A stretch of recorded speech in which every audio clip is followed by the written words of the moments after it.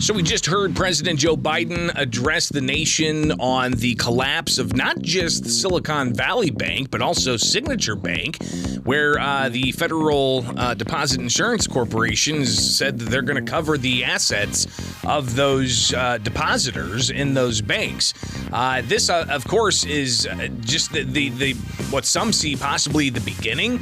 There's a lot of talk over the weekend about, is this going to spread to other banks? What kind of contagion is there going to be from this? Because Silicon Valley Bank, one of the nation's largest banks, not being able to make good on depositors' withdrawals, that raises significant questions. But we heard President Joe Biden just there at the top of the hour addressing the nation, saying that there are going to be no taxpayer funds for these particular banks. So could this be just the beginning, or what's going on here? Joining me in studio is Mark Hurley. He's been a guest here frequently after he retired from the Illinois Air National Guard as a colonel. And Mark, thanks for taking time. You've got a certain perspective here, and I definitely want to hear from you. Your thoughts on the president just now? Well, good morning. And it was retired out of the Michigan Air National Guard and off of active duty for last 5 years. First, I want to just compliment the quick reaction of the Fed and the Biden administration on this issue. They had to pull together a lot of work over the weekend, and that would hopefully reduce any risks of this happening additionally this week, although I do think there are a couple of banks out there that you're going to have to watch. So I would recommend to your viewers, watch the stock market. If you see that bank ticker falling, like First Republic or Pacific Western, then you may want to watch what's going on with that bank if you have assets in that bank, okay? But again, compliment the Fed on their quick reaction. But I want to remind the viewers, how did we get to this point? And really, it comes down to two things. The first is internal bank management, which, of course, everybody's talking about right now. And President Biden even said those folks are going to be fired, and they should be. But they made investments of certain types, particularly in bonds and securities that were long-term investments. And when the Fed raised the interest rates so rapidly in such a short period of time, it didn't give bank managements an opportunity to reallocate their assets. And I think that's partly what put us in this situation. Particularly in these particular banks where you're dealing with a lot of innovative technology, whether it be cryptocurrencies or whether it be other technology, and the more you analyze these specific banks in terms of Signature and also the Silicon Valley Bank, you'll see that they were heavily invested in innovative technologies and deposits of that nature. And a lot of startups. A lot of startups that may have been fueled by a glut of dollars that was pumped into the economy from the COVID-19 pandemic relief funds that were approved on a bipartisan basis, mind you. But you've got this now. You think this is going to spread further, or do you think that the Fed over the weekend with the FDIC, they had a long weekend. Do you think that they took the appropriate steps to possibly stem this off from further spread? Oh, absolutely. And I think that the fact that they're not using taxpayers' dollars is important. It'll be interesting to watch to see what else they're going to do in terms of changing the rules to reduce the risks of this happening again. Some of those rules could be good and some of them could be bad, depending on your perspective. I find it very interesting that 93% of the Silicon Valley Bank was supposed to be uninsured by FDIC, but they're covering all of the deposits. Okay, so as you're looking at that, you start to think, well, okay, so now FDIC is also covering more than that $250,000 that was originally promised, right, per bank. Or excuse me, per individual. Yeah. Thank you.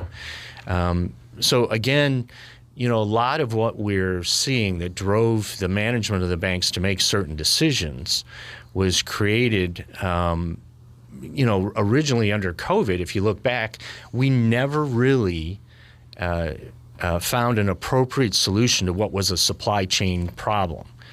And so instead, the Biden administration increased regulations, increased spending, right? That created inflation. That caused the Fed to raise interest rates, right? And so the Fed will raise until the banks break. And I think we're at that point where the banks are saying, hey, we're about to break. And so we need to watch what's going on relative to that. And the Fed should have been, examining the risk to the banks when they were doing this. And I don't think that, we have massive bureaucracies in place that should have been watching this and should have been ready. So it's that type of, I'm concerned that, hey, somebody took their eyes off the ball. Okay. Well, do you think it was because these, as we heard reported over the weekend, a lot of these CEOs with the Silicon Valley Bank were more focused on, DEI, for instance, diversity, equity, and inclusion, or various social justice issues, or I think even they were organizing ski trips for their high-ranking Latina officers or something.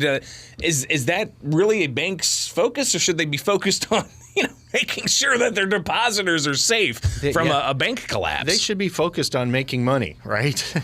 And social engineering really is not part of their call. And so they did a great disservice not only to their own bank and their customers, but also to the nation at large now. And so we need to move off of this social engineering stuff if that's what they were doing. In certain cases, I don't think that's what they were doing. You're going to see multiple banks here that were on the edge. Each of them were invested in high-risk areas, and so we need to look a little closer, analyze a little more. But I do want to say that I want to ask the question to the listeners out there: are you prepared if things get worse? Right? So, do you have cash on the side, outside the banks? Do you have commodities available like gold and silver or other things for trade? Do you have food and water and shelter available? Do you have an independent energy source and independent communications, independent transportation? These are things we take for granted, and not everybody gets prepared for things like this. And hopefully, everything that the Fed has done will, calm the waters. We'll know in the next couple of days if it hasn't or not. And we'll also see in March when the Fed meets again, I suspect they're not going to raise the interest rate again, at least not for, a little while. How long that lasts, who knows. But I suspect at this next meeting they won't raise it. But it'll be interesting to watch as we move down this path. Well, and we'll watch it closely. Going to take a break and then come back and talk about how this and even the, now almost 3 full years of COVID-19 and all of the lockdowns that happened and the vaccine mandates and the mask mandates and the digital passports and all of this stuff, how that bleeds into the need for focusing on a digital Bill of Rights. My guest is retired Air Force Colonel Mark Hurley here in studio with us on WMAY. A lot more to come here on Springfield's Morning News. Stay tuned. Talking with Mark Hurley in studio. He's a retired Air Force colonel, getting his reaction to some of the news of the day this morning. Of course, talking about the failure of Silicon Valley Bank and President Joe Biden saying no taxpayer dollars are going to be used to bail them out.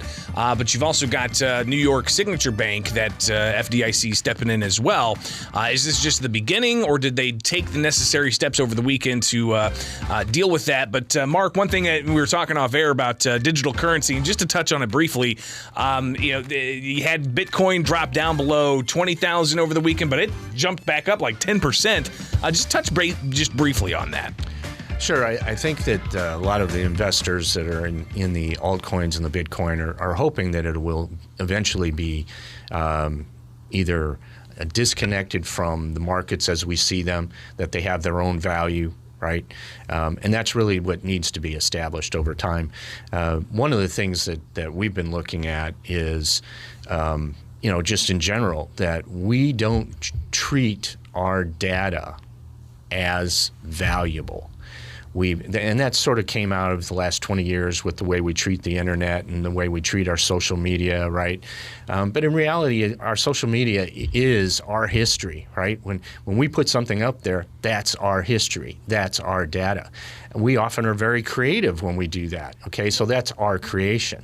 Our files, our employment files, our education files, our medical files, that is our data. And I think that organizations that are housing this data for us, whether it be corporations or whether it be government, have often forgotten that we own that, right? That we need, and we need to do a better job of asserting our rights to that. And so what you're seeing, and why I tie this all together with Bitcoin, is Bitcoin can provide you a certain amount of freedom, right? Because it is not pegged against anything. It is pegged against itself. Okay, unlike some of the other altcoins that are out there, they're pegged against certain things like the U.S. dollar or the Chinese yuan. And or how many times Elon Musk talks about Dogecoin or whatever. Absolutely, or Shiba Inu. And so the banks, just so you know, the central banks, as long as we're talking about banking, right? The central banks are looking at creating their own digital currencies. And they're doing that because China has already done theirs. Russia has already done theirs. And oh, by the way, both China and Russia peg theirs against gold, okay? So we need to be looking at stuff like that. We need to have a developed strategic plan. That's exactly what the European Union did. We need to establish a digital Bill of Rights. And this is particularly important because we are moving into an area where artificial intelligence is going to be making decisions for us. So I know a lot of your listeners probably heard some of that last week. And so I just wanted to reassert some of that. Sure. Don't forget, your cell phone gives off so much data. How many of you out there have already seen where you'll be saying something like, hey, I need to go on vacation down to Florida, and all of a sudden up on Google comes discount rates to certain hotels and airlines, right? Okay, your data is all connected. It is constantly being transferred, and we need to do a better job of protecting our data. Well, and when we talk about this, I'm going to go into the news break here a little bit late, but I think this is important that we do discuss this a bit more. When we talk about, centralized authority, the Federal Reserve very much is that. It's a central bank, but what Bitcoin does is a decentralized currency with a decentralized blockchain that has to use independent nodes all around the world to verify the information on that. It's not just for currency exchanges, but you could also see its usefulness for everything from your mortgage and your title to your healthcare records and so on. But Mark, here we are. We're facing coming up on 3 years of the COVID pandemic and all of the steps that were taken from telling people you can't go and hang out at church, you can't keep your business open, you can't send your kids to school, and a variety of things. That led to different types of mandates whenever the vaccines came out to have people carry around on their cell phones a vaccine pass system, which gave you a green check mark if you were good or a red check mark if you weren't. These types of things, they're all very much connected. So to talk a bit about, how now 3 years later from COVID-19, were these steps appropriate? Or did they do more harm? What are some of the experts really talking about now 3 years into this? Well, last week you had Hillsdale College that actually put together a series of 6 different seminars discussing this issue. And one of those, a number of those different speakers were talking about how not only did we face a pandemic from COVID itself, which was serious, but we also faced what was essentially a second pandemic in which the vaccine, which didn't present, it didn't prevent any transmission. It didn't prevent you from getting the disease. In fact, a lot of people who took the vaccine ended up getting it, a few days later, getting the disease a few days later. So what they gave us was imperfect. Let's put it that way. It didn't work. Okay, so well, not just the vaccine not stopping transmission, but even like the stay-at-home orders, right, and even the remote schooling. Right. These things they were definitely imperfect, and they didn't necessarily make the situation better. In some instances, probably made the situation worse. In many cases, like the masks, clearly, we were under mask mandate in so many different ways, right? And so they were doing things that weren't provable, okay? So what I want to get to is, okay, I know that there are some people that were harmed by the vaccine. In fact, if you go out to the VAERS database, which is a CDC database, 1.5 million people had adverse reactions or died. And so there's a new book out by Ed Dowd, who is an actuarial for insurance companies, in which he outlines, and I've got a copy of the book right here, and it's very shocking when you go through it, but it's a very quick read. But he's got pictures of people, and a lot of them were young, right, that have passed away. And you'll see a lot of things coming out about sudden death and things of that nature, okay? And so we need to really be prepared. Not only at one point did we defend those who didn't want to take the vaccine, but now those who have taken the vaccine and have adverse reactions, we need to take care of them.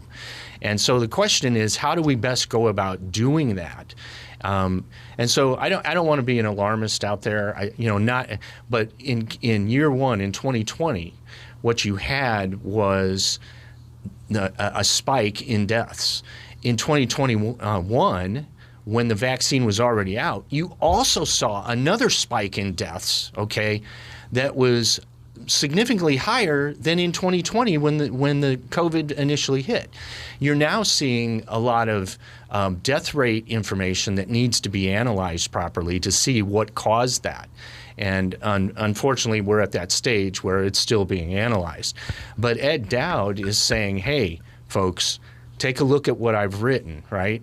And there's also a video out there by Dr. Naomi Wolf in which she talks about miscarriages and birth defects.